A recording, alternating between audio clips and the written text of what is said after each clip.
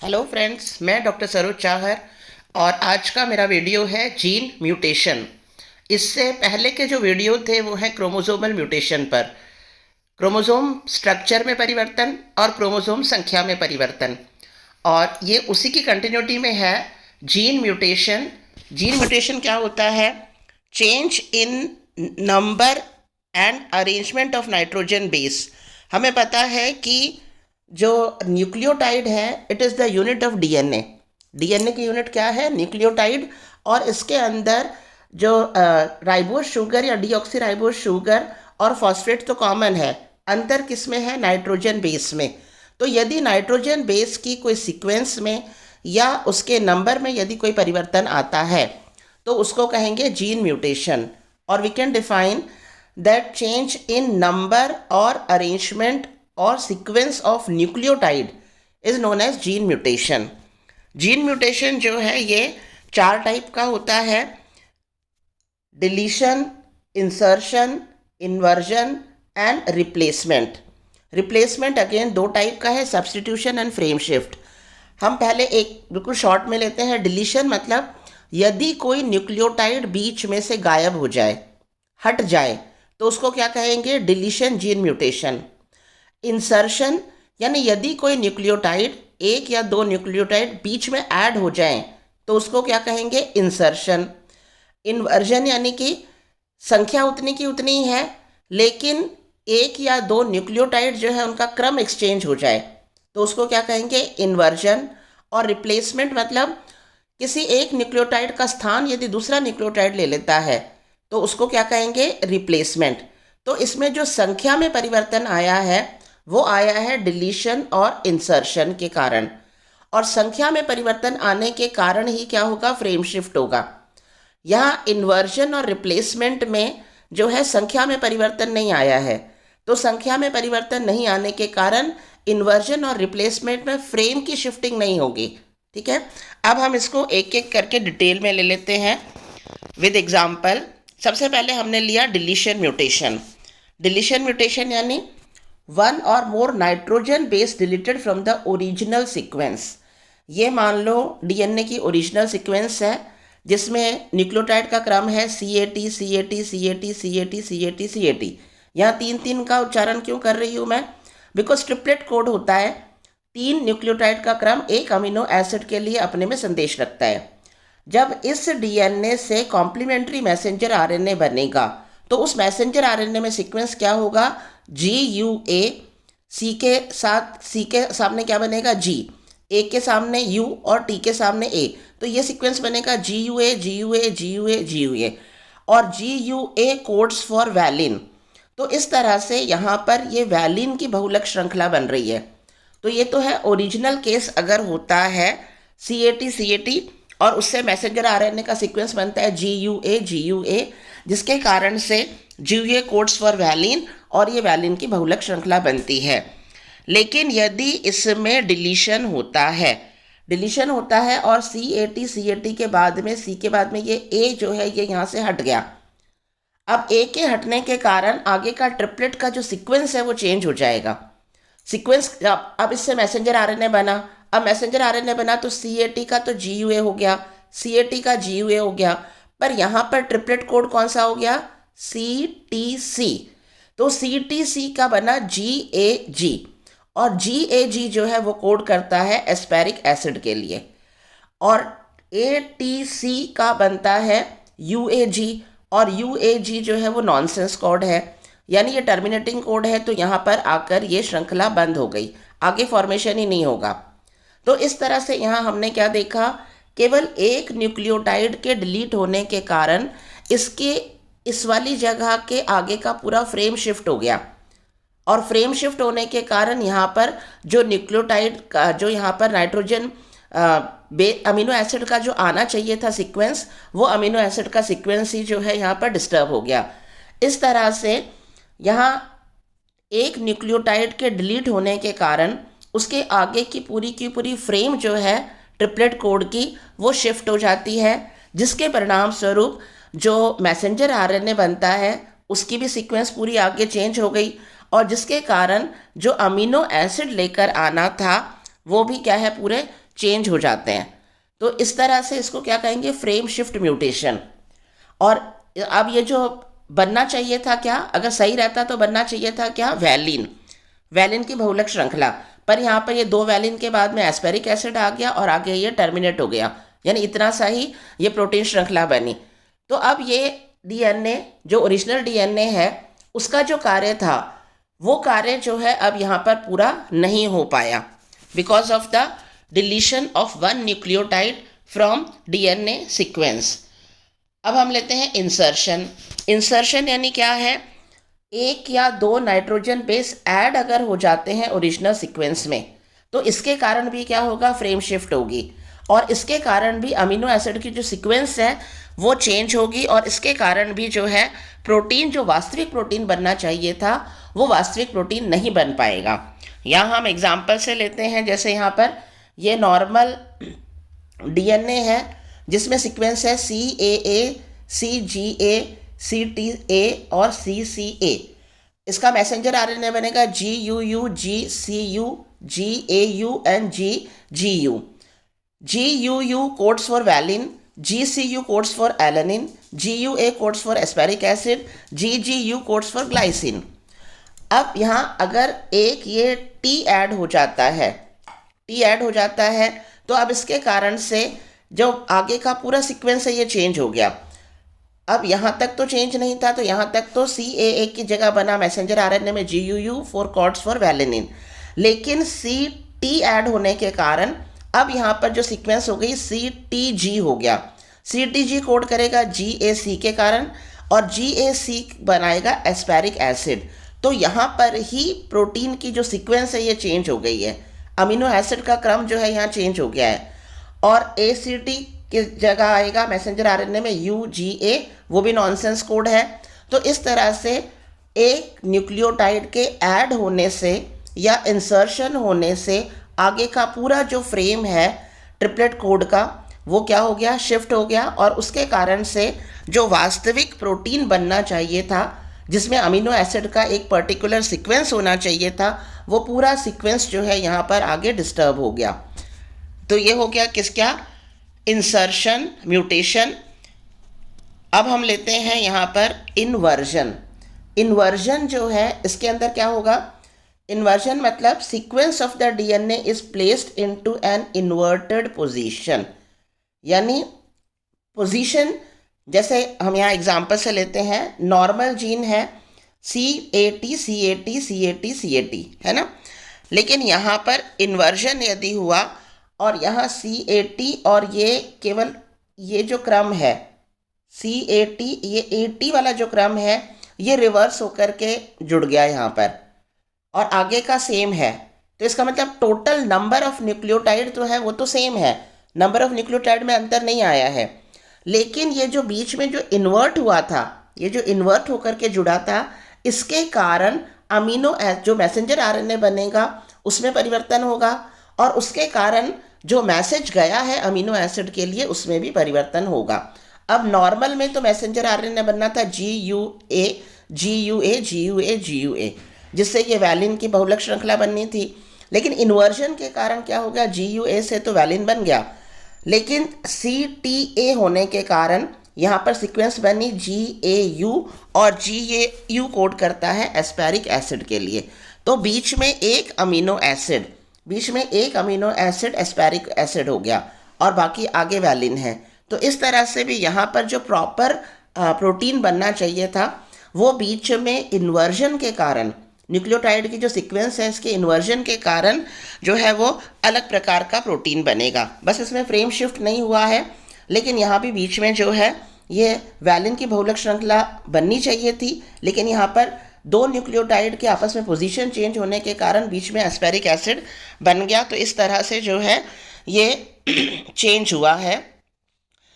और इस तरह का एग्जाम्पल हम जो सिकल सेल एनीमिया है उसके अंदर हमें पता है कि केवल एक अमीनो एसिड बीच में जो बीटा श्रृंखला है उसमें केवल एक अमीनो एसिड जो 6 नंबर पर है उसमें डिफरेंस है। तो this is because of inversion mutation. अब हम लेते हैं रिप्लेसमेंट म्यूटेशन। रिप्लेसमेंट मतलब एक न्यूक्लियोटाइड जो है वो दूसरे न्यूक्लियोटाइड से रिप्लेस अगर हो जाता है तो उसको क्या कहेंगे, रिप्लेसमेंट। और ये रिप्लेसमेंट कब होगा, due to the error during replication. जिस समय रिप्लिकेशन हो रहा है तो उस समय ही जो है ये रिप्लेसमेंट हो सकता है, इसके चांसेस होते हैं। इसे दो टाइप में डिवाइड किया गया है, substitution and frame shift mutation. पहले हम लेते हैं सब्स्टिट्यूट। सब्स्टिट्यूट क्या है, दो प्रकार के हैं, ट्रांजिशन या ट्रांसवर्जन। ट्रांजिशन मतलब यदि एक प्यूरिन का स्थान दूसरा प्यूरिन ले लेता है या एक पिरामिडिन के स्थान पर दूसरा पिरामिडिन आ जाता है तो इसको कहेंगे ट्रांजिशन। अब प्यूरिन क्या है, ए जी प्यूरिन है, तो ए के स्थान पर जी का आ जाना या जी के स्थान पर ए का आ जाना, तो ये तो हो गया प्यूरिन का आपस में एक्सचेंज होना। और पिरामिडिन क्या है, सी टी, तो सी के स्थान पर टी आ जाना या टी के स्थान पर सी का रिप्लेस हो जाना। तो ये जो टाइप है कि purine is replaced by purine और pyrimidine is replaced by pyrimidine, तो इसको कहेंगे ट्रांजिशन। दूसरा है ट्रांसवर्जन, वर्जन ही चेंज हो जाएगा, यानी प्यूरिन के स्थान पर पिरामिडन आ जाएगा। तो प्यूरिन के स्थान पर पिरामिड आ जाने में चार पॉसिबिलिटीज़ होंगी। चार पॉसिबिलिटीज़ क्या होंगी, ए जो है वो टी के स्थान पर आ सकता है या ए जो है वो सी के स्थान पर आ सकता है। इसी तरह से जी जो है वो टी के स्थान पर आ सकता है या जी जो है वो सी के स्थान पर आ सकता है। तो यहाँ पॉसिबिलिटीज़, जो ट्रांसवर्जन है इसमें पॉसिबिलिटीज़ कितनी है, चार, जबकि जो ट्रांजिशन है इसमें पॉसिबिलिटीज़ कितनी है, दो। तो अगर पूरी तरह से इसका ये सब्स्टिट्यूशन जीन म्यूटेशन होता है तो पॉसिबिलिटी कितनी होगी, 1:2, 1:2, यानी ट्रांजिशन अगर 1% है तो ट्रांसवर्जन 2% हो सकता है। तो ये हो गया ट्रांजिशन और ट्रांसवर्जन। अब हम लेते हैं कि इसका कारण क्या हो सकता है, ट्रांजिशन होने का क्या कारण हो सकता है, यानी why purine is replaced by purine और why pyrimidine is replaced by another pyrimidine, क्या कारण हो सकते हैं। तीन कारण इसके हो सकते हैं, टॉटोमेराइजेशन, बेस एनालॉग या डीएमिनेशन। इसको हम स्टेप बाय स्टेप करके लेते हैं। पहला हम लेते हैं टॉटोमेराइजेशन। टॉटोमेराइजेशन यानी टॉटोमर्स क्या होते हैं, टॉटोमर्स जो है are isomers of compound which differs only in the position of protons and electrons। केवल प्रोटॉन और इलेक्ट्रॉन की पोजीशन में अंतर हो, ऐसे आइसोमर्स को क्या कहेंगे, टॉटोमर्स कहेंगे। इसमें कार्बन स्केलेटन जो है कंपाउंड का उसमें कोई परिवर्तन नहीं होता और इस तरह से अमीनो जो है वो इमिनो ग्रुप में कन्वर्ट हो सकता है और कीटो जो है वो इनोल फॉर्म में कन्वर्ट हो सकता है, कीटो इनोल फॉर्म में कन्वर्ट हो सकता है, तो जिसके परिणाम स्वरूप एबनॉर्मल बेस पेयर बन सकते हैं। तो टॉटोमर्स क्या है, आइसोमर्स हैं जिसमें कंपाउंड में किस चीज़ का अंतर है, प्रोटॉन और इलेक्ट्रॉन की पोजीशन में अंतर होता है केवल, तो इनको टॉटोमर्स कहते हैं। और बेसिक जो कार्बन का स्केलेटन है वो सेम है, तो जिसके कारण अमीनो कन्वर्ट हो जाता है इमिनो ग्रुप में और कीटो ग्रुप हो जाता है इनोल ग्रुप में कन्वर्ट, जिसके कारण से जो बेस पेयरिंग है वो एबनॉर्मल हो जाती है। जैसे यहाँ हम एग्जांपल दे रखा है, ये common form and rare form, ये कॉमन फॉर्म है, ये रेयर फॉर्म है थायमीन के। तो थायमीन का जनरल जो फॉर्मूला है, कॉमन जो है उसमें ये कीटो ग्रुप में है, यहाँ हाइड्रोजन है, तो ये प्रोटॉन जो है ये शिफ्ट हो गया यहाँ पर, ये शिफ्ट हो गया यहाँ पर हाइड्रोजन, जिसके कारण से ये जो कीटो ग्रुप था ये किस में कन्वर्ट हो जाएगा, अल्कोहल ग्रुप में कन्वर्ट हो गया। इसी तरह से ग्वेनिन आप देखें यहाँ पर ग्वेनिन में यहाँ पर हाइड्रोजन जो है ये शिफ्ट हो जाता है यहाँ O पर, तो प्रोटॉन शिफ्ट हो गया, तो जिस कारण से जो है यहाँ पर कीटो ग्रुप जो है ये अल्कोहल ग्रुप में चेंज हो गया। साइटोसिन आप देखो यहाँ पर, साइटोसिन के अंदर ये हाइड्रोजन जो है, हाइड्रोजन यहाँ से यहाँ शिफ्ट हो गया, हाइड्रोजन यहाँ से यहाँ शिफ्ट हो गया, तो ये जो है अमीनो ग्रुप इमिनो ग्रुप में कन्वर्ट हो गया। सेम एडेनिन में है। अब इस तरह के परिवर्तन के कारण कि अमीनो जो है वो इमिनो में कन्वर्ट हो जाए या कीटो ग्रुप जो है वो अल्कोहल ग्रुप में कन्वर्ट हो जाएगा, तो पेयरिंग में भी अंतर आएगा। अब यहाँ पर थायमिन जनरली टी जो है वो किसके साथ पेयर करता है, ए के साथ में डबल बॉन्ड बनता है, लेकिन इसमें चेंज होने के कारण अब और जनरली सी जो है वो पेयर करता है जी के साथ में और बीच में ट्रिपल बॉन्ड बनता है, ये ट्रिपल बॉन्ड बनता है, ये सामान्य बताया है। और यहाँ पर ये जो है टॉटोमर होने के कारण अब साइटोसिन जो है ये पेयर कर रहा है एडेनिन के साथ में, और थायमिन जो है ये पेयर कर रहा है ग्वानिन के साथ में। तो बेस पेयरिंग क्या हो गई, चेंज। नॉर्मल अगर होता तो साइटोसिन किसके साथ में पेयर करता, जी के साथ में, और थायमिन किसके साथ पेयर करता, ए के साथ में। लेकिन उसमें जो प्रोटॉन का चेंज होना, पोजीशन ऑफ प्रोटॉन और इलेक्ट्रॉन का चेंज होना, और अमीनो और अल्कोहल का चेंज होना, जैसे यहाँ कीटो ग्रुप है और यहाँ पर जो है अल्कोहल ग्रुप है, तो इसके चेंज होने के कारण थायमिन ग्वानिन के साथ पेयर कर रहा है, और यहाँ पर अमीनो इमिनो में कन्वर्ट होने के कारण साइटोसिन एडेनिन के साथ में पेयर कर रहा है। तो बेस पेयरिंग जो है वो चेंज हो गया। अब हम लेते हैं, वो है टॉटोमराइजेशन के कारण। अब हम लेते हैं बेस एनालॉग के कारण किस तरह से जो है ये रिप्लेसमेंट हो रहा है या सब्स्टिट्यूशन हो रहा है। Some chemicals are similar to nitrogen base and these are called base analog. कुछ ऐसे केमिकल होते हैं जो नाइट्रोजन बेस के सिमिलर होते हैं, और इन केमिकल्स को कहते हैं बेस एनालॉग। जैसे यहाँ पर एग्जाम्पल हम लें 5 bromo uracil. 5 bromo uracil is similar to thiamine.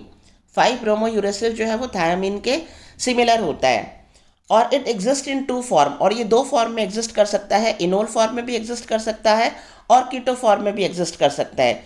ये नॉर्मल थायामीन की स्ट्रक्चर है। अब यहाँ पर केवल ये मिथाइल जो है इसकी जगह पर क्या हो गया, ब्रोमीन हो गया। तो अगर केवल ये मिथाइन की जगह केवल ब्रोमीन है तो यहाँ पर ये नॉर्मली ये कीटो फॉर्म में है, तो ये कीटो फॉर्म का बन गया।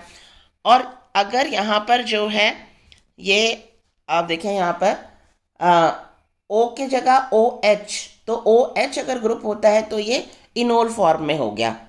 किस फॉर्म में हो गया, इनोल फॉर्म। तो अगर केवल जो है ये कीटो ग्रुप तो सेम रहता है, कीटो ग्रुप अगर सेम रहता है तो थायमीन जो है एडेनिन के साथ पेयर कर रहा है।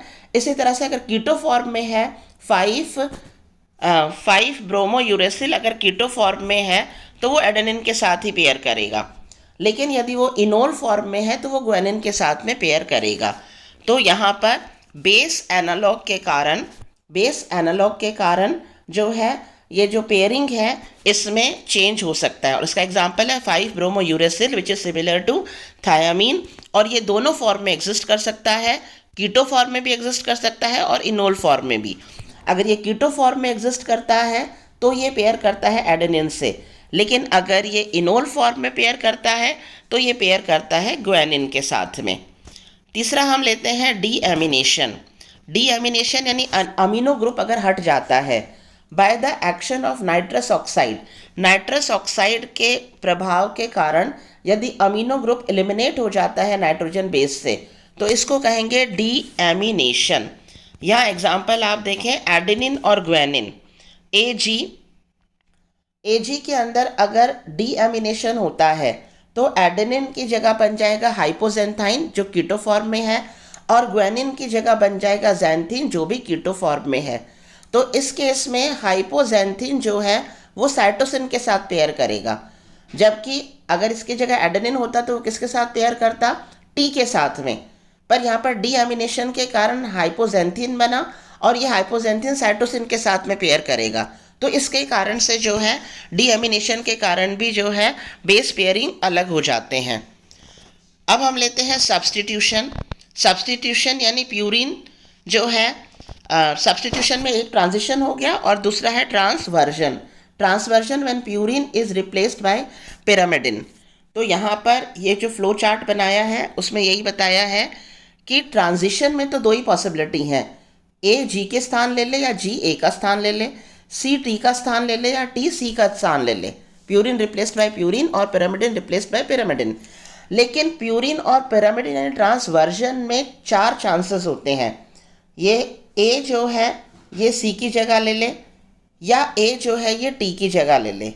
इसी तरह से जी जो है ये सी की जगह ले ले, या जी जो है ये टी की जगह ले ले। तो पॉसिबिलिटीज़ कितनी हुई ट्रांसवर्जन की, 4, जबकि ट्रांजिशन की पॉसिबिलिटीज़ कितनी होती हैं, 2। इस तरह से अगर मैक्सिमम ये इसमें म्यूटेशन होता है तो the ratio between transition and transversion is always 1:2। तो ये फ्लो चार्ट है बहुत सिंपल सा, ये हम बना सकते हैं।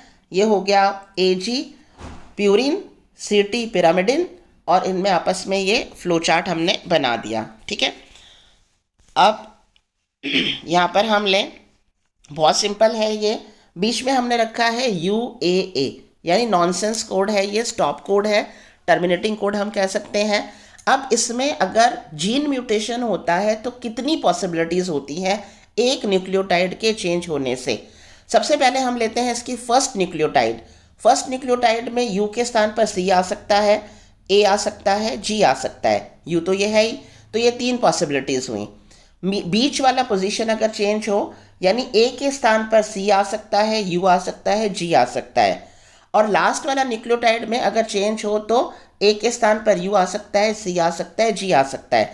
तो ये मैक्सिमम पॉसिबिलिटी है एक न्यूक्लियोटाइड के अंदर, अगर एक ट्रिपलेट कोड के अंदर न्यूक्लियोटाइड में चेंज हो सकता है, ये मैक्सिमम पॉसिबिलिटीज़ बताई है। तो यहाँ पर क्या है, ये possible nonsense codon mutation, possible nonsense codon mutation, ये जो एरो बाहर की तरफ आ रहे हैं, और पॉसिबल नॉनसेंस कोडोन सप्रेशन, यानी बाहर वाले अगर ये हैं तो इससे मैक्सिमम, इनसे अगर एक एक किस तरह से परिवर्तन होता है और ये UAA बन सकता है। यानी केवल अगर इसकी जगह U हो गया तो UAA, इसकी जगह U हो गया तो UAA, इसकी जगह, यानी इनकी जगह पर ये जो चेंज हुए हैं इनकी जगह पर अगर इनकी जगह पर ये प्लेसमेंट आता है तो जो है इसमें ये सारे नॉनसेंस कोड में परिवर्तन हो सकते हैं। अब यहाँ पर ये 2 शब्द हैं, यहाँ पर स्टॉप से अगर वेरियस कोडोन बनते हैं, स्टॉप कोडोन है लेकिन उससे वेरियस कोडोन बनते हैं, इसको डाइवर्स टाइप कहेंगे।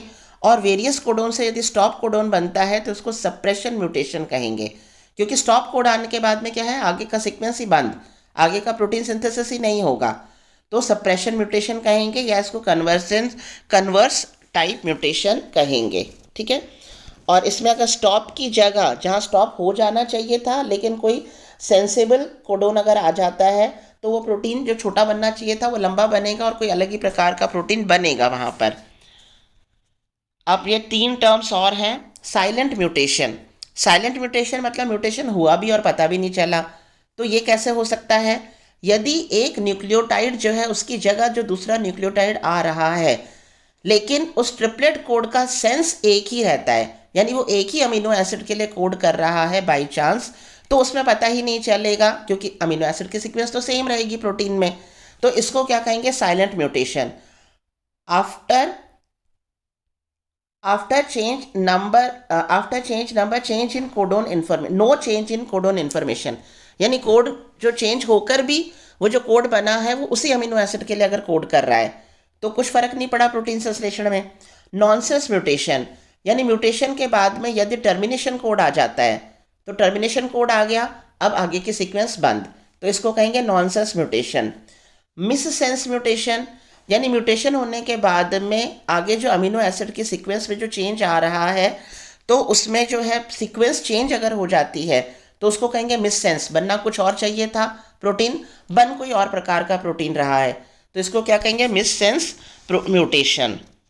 अब फ्रेम शिफ्ट म्यूटेशन, जैसे कि पहले भी एक बार बताया था, इसमें डिलीशन या इन्वर्जन के कारण फ्रेम शिफ्ट हो रहा है। अगर कोई एक न्यूक्लियोटाइड जुड़ रहा है तो भी आगे का फ्रेम शिफ्ट हो गया, और अगर कोई एक न्यूक्लियोटाइड जो है डिलीट हो रहा है तो भी आगे का फ्रेम शिफ्ट हो गया।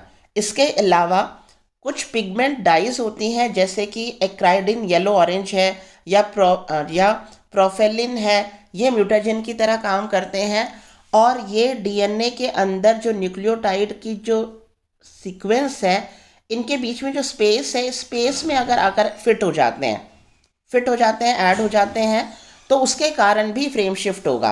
अब फ्रेम शिफ्ट कैसे हुआ, क्योंकि इनका जो नॉर्मल जो डिस्टेंस होना चाहिए था वो डिस्टेंस बढ़ गया, और नॉर्मल की जगह डिस्टेंस बढ़ने के कारण जो है जो प्रोटीन सिंथेसिस होना चाहिए वो डिले हो सकता है या गलत प्रकार का प्रोटीन भी बन सकता है। They insert in between nucleotide due to which interval between 2 consecutive nucleotide increases, 2 continue जो न्यूक्लियोटाइड के बीच में जो गैप है उधर आकर ये फिट हो गया, तो जिसके कारण से इनका जो नॉर्मल डिस्टेंस है वो डिस्टेंस बढ़ गया और जिसके कारण से जो है वो जो पढ़ते हुए जाएगा ट्रांसफ़र आरएनए, तो वो पढ़ते हुए जाएगा तो उसको बीच में गैप पड़ गया, तो गैप पड़ गया तो उसमें जो है टाइम लगेगा, है ना। तो इसके कारण भी जो प्रोटीन सिंथेसिस है वो डिले हो सकता है, या जो है वो उसमें आगे कुछ प्रभाव पड़ सकता है।